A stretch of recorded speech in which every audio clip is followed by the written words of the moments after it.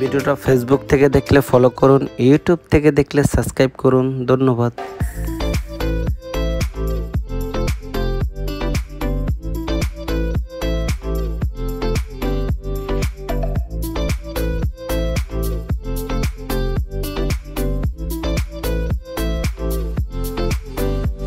এই চয়নের মাঝখানে যে মার্ক দুটা হয়েছে, মাঝখানে থাকবে 15 আর নিচের মার্কে থাকবে, এই মার্ক বাদ দিয়ে নিচের মার্কে থাকবে 35। ধন্যবাদ।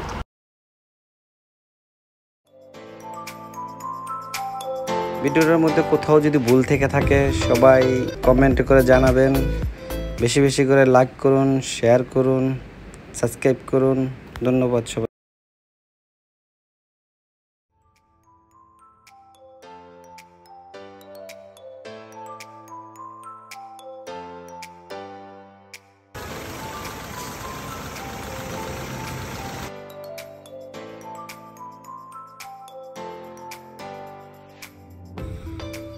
লাইক করতে ভুলে গেলে লাইকটা করে দিন। এখনই একটা লাইক করুন, শেয়ার করুন, সাবস্ক্রাইব করুন। ধন্যবাদ।